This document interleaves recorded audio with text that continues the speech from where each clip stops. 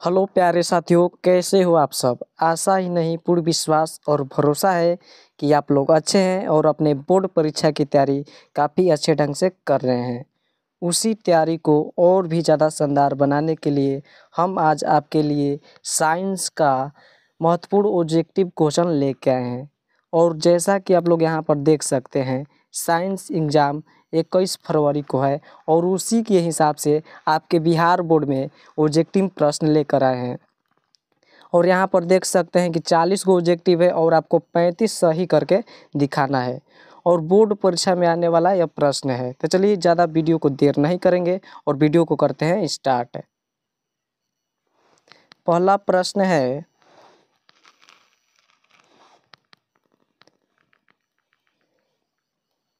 प्रकाश तरंग का प्रकाश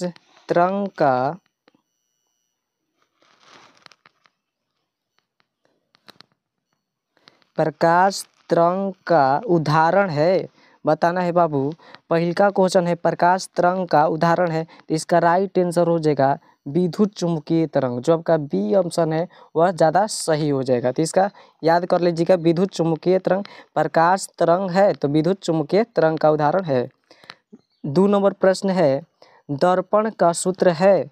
2 नंबर प्रश्न का राइट आंसर हो जाएगा 1/v प्लस 1/u बराबर 1/f। इसका राइट आंसर ए ऑप्शन हो जाएगा, जिसे आप लोग याद कर लीजिएगा।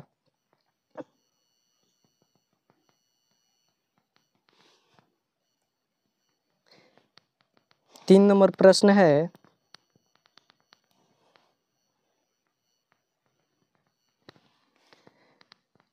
एक गोलीय दर्पण की फोकस दूरी 20 सेमी है, तो यह गोलीय दर्पण कैसा है। बताना है यह गोलीय दर्पण कैसा है। तो यह इसका राइट आंसर हो जाएगा उत्तल, यह उत्तल का होगा। 4 नंबर प्रश्न है, गोलीय दर्पण के फोकस दूरी एफ है एवं वक्रता त्रिज्या आर के बीच संबंध है। तो इसका बाबू राइट आंसर 4 का हो जाएगा बी ऑप्शन, आर बराबर 2f। इसका राइट आंसर हो जाएगा आर बराबर 2f है।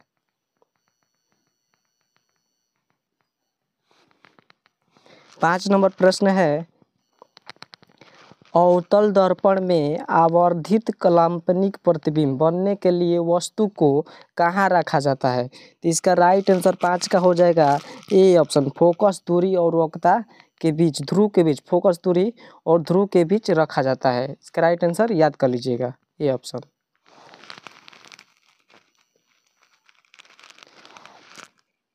6 नंबर हमारा प्रश्न है, सघन माध्यम से विरल माध्यम में गमन करने पर आपतन कोण आई अपवर्तन कोण आर के संबंध है। तो इसका राइट आंसर 6 का हो जाएगा सी ऑप्शन, आर बड़ा है आई से। निर्वात में प्रकाश का वेग होता है, वो बताना है निर्वात में प्रकाश का वेग कितना होता है। तो इसका राइट आंसर हो जाएगा 3 × 10⁵, यानी कि ए ऑप्शन इसका राइट हो जाएगा, जिससे आप लोग याद कर लीजिएगा।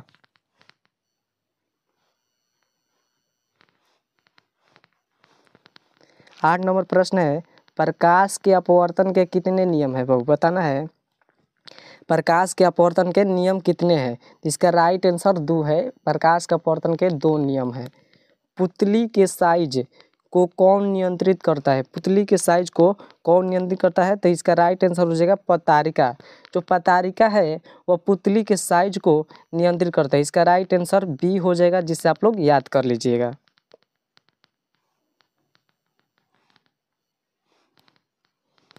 10 नंबर सवाल है बाबू, अवतल लेंस का आवर्धन एम बराबर होता है। अवतल लेंस का आवर्धन बराबर होता है, यानी कि अवतल लेंस का आवर्धन किसके बराबर होता है। तो इसका ए ऑप्शन जो कि बिल्कुल गलती हो जाएगा, बी ऑप्शन भी गलती हो जाएगा, सी ऑप्शन गलती हो जाएगी। इसका राइट आंसर डी हो जाएगा, इसे आप लोग याद कर लीजिएगा। हजामत के लिए किस दर्पण का उपयोग किया जाता है। हजामत के लिए किस दर्पण का। इसका राइट आंसर हो जाएगा ए, अवतल दर्पण का उपयोग किया जाता है।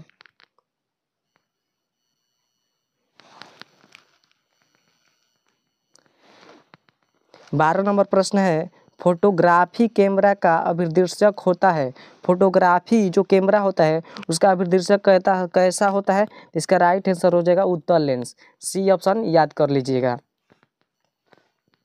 विद्युत धारा का एसआई मात्रक होता है, वो बताना है आपको। विद्युत धारा का एसआई मात्रक क्या होता है? तो विद्युत धारा का एसआई मात्रक एम्पेयर होता है।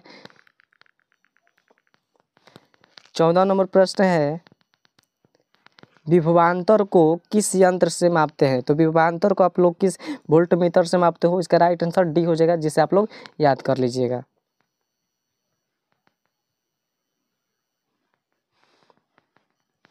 15 नंबर क्वेश्चन है, कौन विद्युत का सबसे अच्छा चालक है? वो बताना है, कौन विद्युत का सबसे अच्छा चालक है? तो चांदी जो है विद्युत का सबसे अच्छा चालक है, इसका राइट आंसर ए हो जाएगा। 16 नंबर प्रश्न है, चालक का प्रतिरोध बढ़ता है। चालक का प्रतिरोध कब बढ़ता है? तापमान बढ़ाने पर। इसका राइट आंसर हो जाएगा तापमान बढ़ाने पर। 16 का बी हो जाएगा।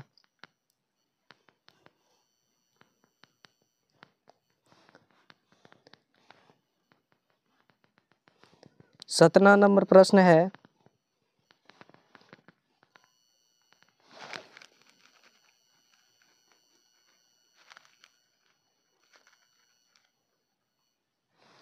विद्युत आवेश का एसआई मात्रक क्या होता है? तो विद्युत आवेश का एसआई मात्रक जो होता है, विद्युत आवेश का एसआई मात्रक पूछा है, तो विद्युत एसआई मात्रक होता है एम्पेयर। इसका राइट आंसर सी हो जाएगा, जिसे आप लोग याद कर लीजिएगा। और हम जानते हैं कि आप लोग अभी वीडियो को लाइक नहीं किए हैं, तो वीडियो को लाइक कर दीजिए। चलिए आगे बढ़ते हैं। फिर से 17 नंबर प्रश्न है,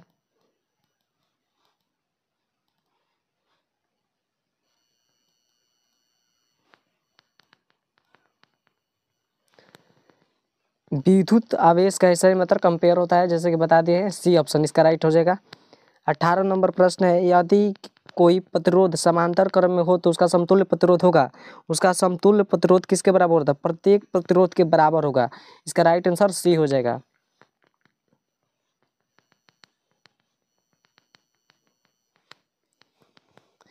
100 वाट माइनस 220 वोल्ट के बल्ब के आकार में 100 वोल्ट विभवांतर आरोपित प्रवाहित होगा। इसका राइट आंसर बाबू हो जाएगा 19 का ए हो जाएगा। इसका राइट आंसर ए ऑप्शन हो जाएगा, इसे आप लोग याद कर लीजिएगा।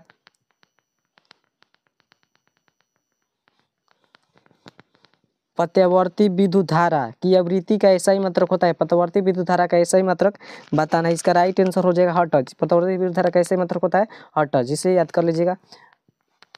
अमीटर से निम्नलिखित में से किसे मापा जाता है? वो बताना है। अमीटर से निम्नलिखित में से किसे मापा जाता है? तो आप लोग अमीटर से धारा को मापते हैं। इसका राइट आंसर ए हो जाएगा।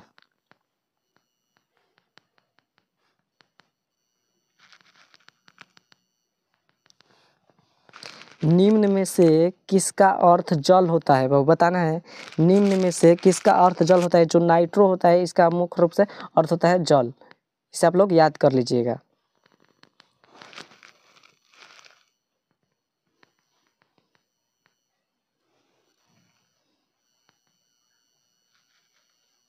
आगे प्रश्न है,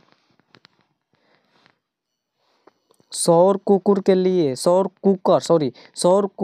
कुकर के लिए कौन सा दर्पण सर्वाधिक उपयोगी है? सौर कुकर के लिए कौन सा सर्वाधिक है? तो इसका राइट आंसर अवतल लेंस जो होगा वो काफ़ी ज़्यादा सर्वाधिक है। इसका सी ऑप्शन याद कर लीजिएगा। चीनी का रासायनिक सूत्र होता है, बाबू बताना है। चीनी जो है उसका रासायनिक सूत्र क्या होता है? तो CH3COOH इसका रासायनिक सूत्र होता है। ए ऑप्शन याद कर लीजिएगा।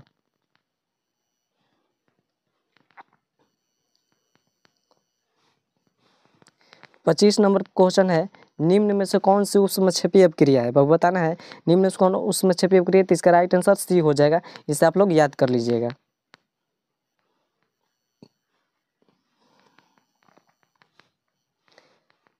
छब्बीस नंबर क्वेश्चन है, AgCl सूर्य का प्रकाश कितना है? इनमें से कौन सी अभिक्रिया है? तो इसका राइट आंसर अपघटन अभिक्रिया है, जो सी है। आप लोग इसे याद कर लीजिएगा।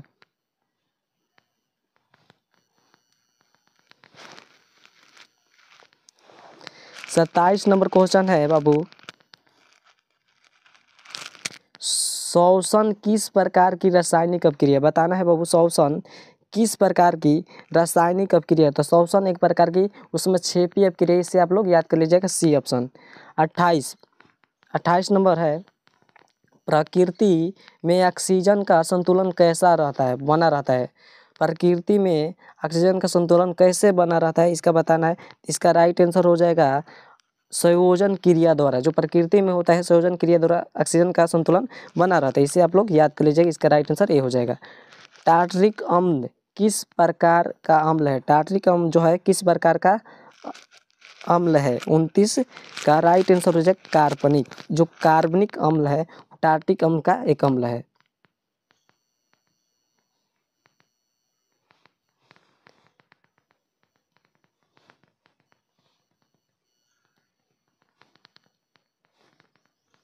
तीस नंबर क्वेश्चन है, निम्नलिखित में से कौन क्षारीय ऑक्साइड है? बाबू बताना है निम्नलिखित में से कौन क्षारीय ऑक्साइड है।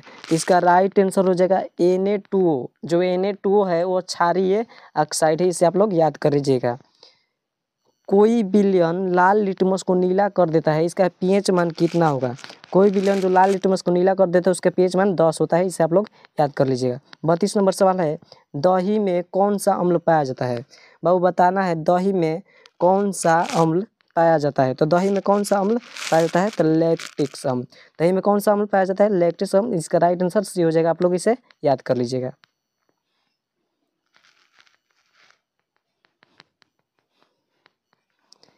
तैंतीस नंबर प्रश्न है, टूथपेस्ट कैसा होता है? टूथपेस्ट जो होता है वो कैसा होता है? तो क्षारकीय होता है। टूथपेस्ट होता है तो क्षारकीय होता है। इसका राइट आंसर बी हो जाएगा। आप लोग इसे याद कर लीजिएगा। बेकिंग सोडा का रासायनिक सूत्र क्या होता है? वो बताना है बेकिंग सोडा का रासायनिक सूत्र जो होता है वो क्या होता है? तो इसका रासायनिक सूत्र होता है NaHCO3। इसका राइट आंसर हो जाएगा ए ऑप्शन। इसे आप लोग याद कर लीजिएगा।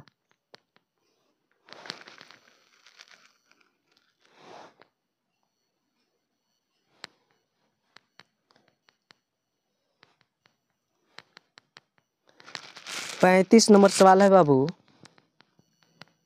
संगमरमर का रासायनिक सूत्र बताना है। संगमरमर का रासायनिक सूत्र क्या होता है? तो CaCO3 संगमरमर का रासायनिक सूत्र होता है। इसका ए ऑप्शन आप लोग याद कर लीजिएगा।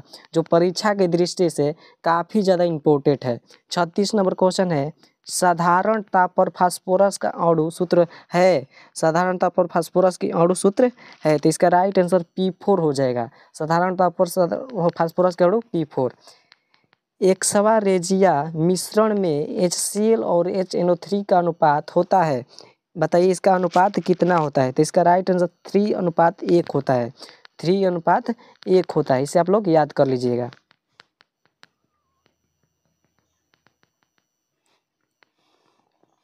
और 30 नंबर सवाल है, निम्नलिखित में से किसे चाकू से काटा जा सकता है? निम्नलिखित में से कौन से चाकू से काटा जा सकता है? तो लिथियम जो है उसको चाकू से काटा जा सकता है। इसी का राइट आंसर ए हो जाएगा। ग्लूकोज में कार्बन के कितने अणु होते हैं वो बताना है। ग्लूकोज जो है उसमें कार्बन के कितने अणु होते हैं? तो इसका राइट आंसर हो जाएगा 6। ग्लूकोज में कार्बन का अणु कितने? परमाणु 6 होते हैं।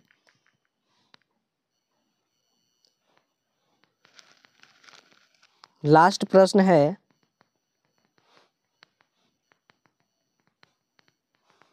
हीलियम कैसा तत्व है? हीलियम कैसा तत्व है यह आपको कमेंट बॉक्स में बताना है। और यह भी बताना है कि आपका 40 में कितना ऑब्जेक्टिव क्वेश्चन सही है। तब तक के लिए जय हिंद जय भारत।